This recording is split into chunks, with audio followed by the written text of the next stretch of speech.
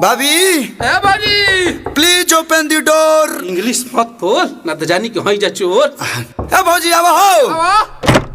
काजी हई सब का भीड़ बिटोर के आइल बन लो। चंदा अरे ढंग से बोल। ए भौजी हमनी के बड़का मूर्ति रखतिन जा ओकरे चंदा काटतन जा। कितना काट दी भैया? अब रुकी रुकी तनी ब्रेक धरी। 5000 अकाउंट काटल जी का। रुकी महाराज देखी राउर भैया सेंट्रल मॉल में गइल बड़े। हमरा पास पैसा नहीं हम बिल्कुल कैशलेस हई। देखा झूठ मत बोला देबे के पड़ी पिछले। ए भाजी दा भाजी दा ना।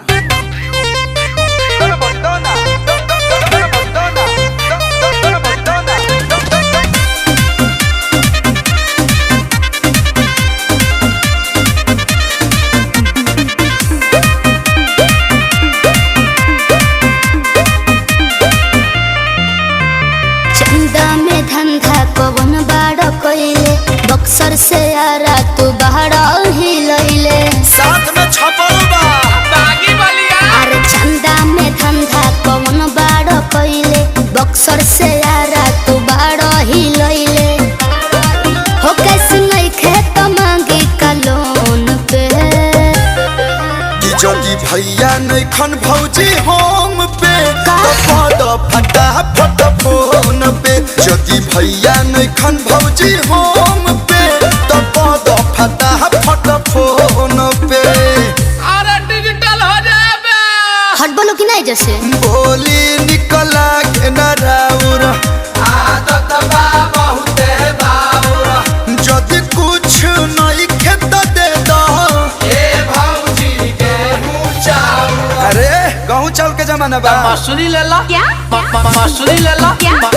मसूरी ले ला। कुछ भी बोलते फूटी कौड़ी नहीं खे को रुपया अच्छा। सब धइले ले बड़े तोहार भैया बार कोट लेके आइल बानी असही ना पगल आइल बानी। अच्छा। कॉलोनाइज कोइन भौजी हो खाना बेचैन भौजी हो खाना बेचैन भौजी।